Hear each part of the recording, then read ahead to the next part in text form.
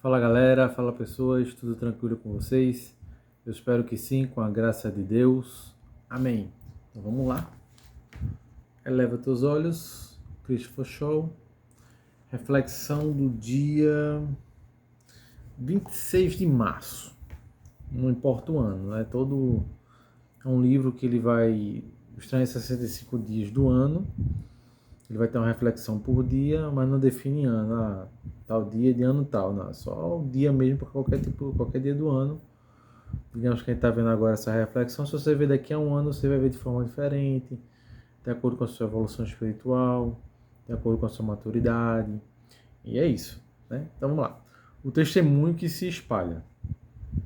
Jesus, porém, não lhe o permitiu, mas ordenou-lhe: vai para a tua casa, para os teus. Anuncia-lhes tudo o que o Senhor te fez e como teve compaixão de ti. Então ele foi e começou a proclamar em Decápolis tudo o que Jesus lhe fizera, e todos se admiravam. Marcos capítulo 5, do versículo 19 ao 20. O endemoniado gadareno nunca tinha sido bem tratado pelos moradores da região. Muitas vezes tentaram prendê-lo com grilhões e cadeias, porque era uma pessoa violenta e imprevisível. Com a chegada de Jesus, conheceu pela primeira vez o poder transformador do amor de Deus. Ele foi transformado. Como se pode perceber, essa nova criatura não achava nada interessante permanecer no lugar onde, por muito tempo, vivera atormentado e sem experimentar qualquer sinal de afeto. Quando Jesus entrou no barco, rogou para ir com ele. Todos nós temos esta tendência, o desejo de conservar o que nos faz bem e prolongar indefinidamente experiências profundamente gratificantes. Com certeza, foi esse mesmo desejo que levou Pedro a exclamar no Monte da Transfiguração: Mestre, bom é estarmos aqui, e que façamos 3 tendas. Uma será tua, outra para Moisés e outra para Elias. Essa passagem se encontra em Marcos, capítulo 9, versículo 5. Não desejamos que a festa acabe, não é mesmo? Cristo sabia que a melhor maneira de reter uma bênção era compartilhá-la. No reino de Deus, o que não é repartido se perde. Por isso, o nosso chamado é para sermos abençoados e também para abençoar. Cristo mandou o homem voltar aos seus e contar o que ele havia experimentado. Pense na capacitação evangelística desse homem. Ele acabara de se converter, desconhecia os textos mais simples da palavra de Deus, não sabia argumentar sobre a fé, não conhecia os princípios mais rudimentares da vida cristã e não tinha qualificação alguma para falar a outros da sua fé. Este novo discípulo, contudo, era um especialista num tema. Como Deus pode transformar a vida de um endemoniado? Esse é o tema. Jesus ordenou que ele fosse falar sobre isso. Vai para a tua casa, para os teus. Anuncia-lhes tudo o que o Senhor te fez e como teve compaixão de ti. Você crê que as pessoas com as quais se encontrou duvidaram da veracidade do testemunho dele? Claro que não! E isto porque ele falava com a convicção nascida de uma dramática experiência com Jesus. Muitos dos nossos esforços evangelísticos falham justamente por este motivo. O que lhe compartilhamos nada tem a ver com as grandes coisas que Deus tem feito em nossa vida. Limitamos-nos a apresentar as razões que julgamos ser importantes para outra pessoa se converter. Raramente conseguimos convencer alguém com esse tipo de argumento. Vamos entrar logo aqui na parte para pensar e eu entro aí nos comentários e aí nas reflexões, tá bom?